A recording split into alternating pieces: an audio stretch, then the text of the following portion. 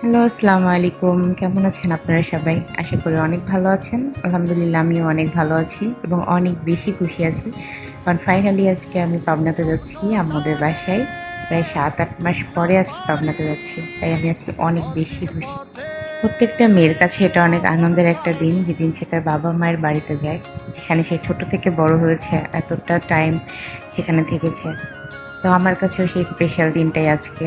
আমারও অনেক আনন্দ লাগছে যে আমি ফাইনালি আমার বাবা-মায়ের বাড়িতে যাচ্ছি, যেখানে আমি ছোট থেকে এতটা বড় হয়েছি।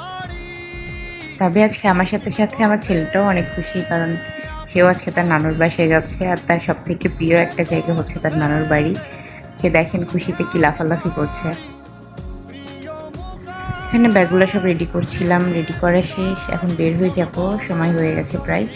আমাদের টিকিটটা ছিল 12:30টার, লাস্ট টিকিটটা ছিল গাড়ির।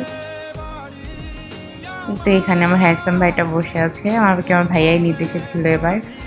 কারণ আপনার ভাইয়া ঈদের আগে যাবে, এত আর দ্রুত যেতে পারবো না, ওর অফিস আছে। তো বড় ভাই আমাকে নিতে এসেছিল। এখানে আমরা একটু দুষ্টুমি করছিলাম। এই তো আপনার ভাইয়ার মনও অনেক খারাপ, তার ছেলে চলে যাচ্ছে, ওয়াইফ চলে যাচ্ছে, বিশেষ করে তার ছেলে চলে যাচ্ছে, সেজন্য তার মনটা অনেক খারাপ ছিল। বাবা ছেলের ভালোবাসা দেখে আর কি বলবো, এখানে বাবা ছেলের এতটাই মিস করছিল একজন আরেকজনকে, যে দুজন বারবার বলছিল আমি তোমাকে অনেক মিস করব। ও আরিয়ান বলছিল বাবা আমিও তোমাকে অনেক মিস করব। আপনার ভাইয়ের মনটা এতই খারাপ ছিল যে আমি আমার ছেলেকে ছাড়া কীভাবে থাকবো এতদিন, মনে হচ্ছে ছেলে যেন কত দিনের জন্যই না চলে যাচ্ছে ওকে ছেড়ে। যাই হোক, আপনার ভাইয়াও ওকে ছাড়া একদমই থাকতে পারে না, কারণ ওকে খুব বেশি ভালোবাসে আপনার ভাইয়া। কিন্তু এদিকে আমাদের গাড়ি ছেড়ে দিয়েছে, অনেক দ্রুত গাড়িতে উঠতে হয়েছে, সময় ছিল না বেশি। আরিয়ানও গাড়িতে ওঠার পরপরই ঘুমিয়ে গেছে, কারণ ও গাড়িতে জার্নি বেশি একটা করতে পারে না, বমি হয় ওর। এদিকে আজকে বাংলাদেশের খেলা, তো ভাইয়াও দেখি ফোন সেট করে বসে গেছে, সে বাংলাদেশের খেলা দেখবে। তো এদিকে আমি আর ভাইয়া বাংলাদেশের খেলা দেখছিলাম, দুই ভাই বোন একটু দুষ্টুমি করছিলাম।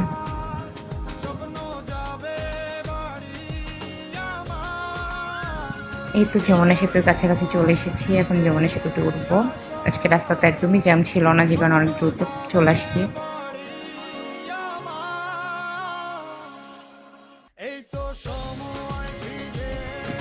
আসলে জায়গাটা আমার অনেক বেশি ভালো লাগে, কেন জানি এই জায়গাটাতে আসার পর পর মনে হয় এই তো বাড়ির কাছে চলে এসেছি, আর বেশিক্ষণ লাগবে না, আর মাত্র 2 ঘন্টা লাগবে, অনেক দ্রুত চলে আসছি, এরকম মনে হয়।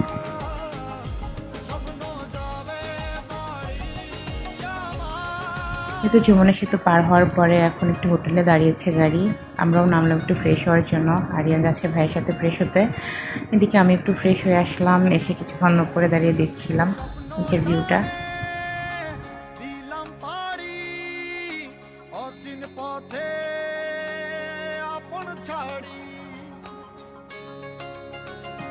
আরিয়ানার ভাইয়াও ফ্রেশ হয়ে চলে আসছে, তো এখন দেখি ওরা কিছু খাবে কিনা।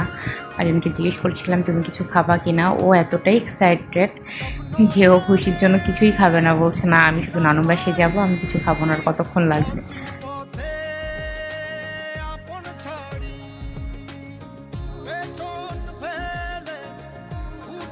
তো এখন আমরা গাড়িতে আবার উঠে যাব। তো গাড়ি ছাড়ার পর আমার অনেক ঘুম পাচ্ছিল, আমি কিছুক্ষণ ঘুমিয়ে নিয়েছিলাম। ঘুম থেকে উঠে দেখি প্রায় সকাল হয়ে গেছে। তো আর বেশিক্ষণ লাগবে না, তো সব কিছু গোছগাছ করছিলাম যে নামতে হবে। এদিকে আরিয়ানের অবস্থা দেখেন, ওপর অনেক খারাপ লাগছিল। আসলে গাড়িতে আমিও যেমন আমার ছিল তেমন অনেক বেশি কাহিল হয়ে যায়, আমরা একদমই জার্নি করতে পারি না।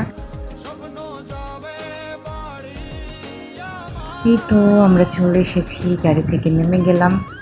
এখন শুধু বাড়িতে যাওয়ার পালা, কারণ বাড়িতে আম্মু অপেক্ষা করছিল। সবাই আরিয়ানের জন্য অনেক বেশি এক্সাইটেড ছিল যে ওর সাথে দেখা করবে সবাই। আমার ভাইটার অবস্থা দেখেন, একদম পাগলের মতো লাগছে। তাই বলে বোন সবার কাছে অনেক আদরের হয়, আমিও তার ব্যতিক্রম না। আমার দুই ভাই আমাকে অনেক বেশি ভালোবাসে। শুধু একবার বলেছি ভাইয়া আমি আসবো, সাথে সাথে ঢাকা চলে আসছে আমাকে নিতে, এতটাই ভালোবাসে। আসলে আমি অনেক লাকি, আমার দুই ভাই আমাকে এত পরিমাণ ভালোবাসে।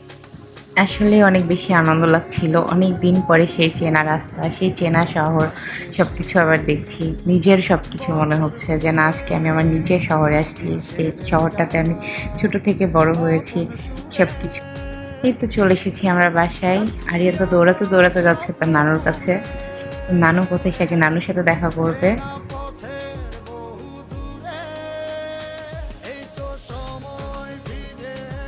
কিন্তু এখন ফ্যামিলির সাথে মিট করার পালা। ততক্ষণ আপনারা সবাই ভালো থাকবেন, সুস্থ থাকবেন। দেখা হবে আমার নেক্সট ভিডিওতে।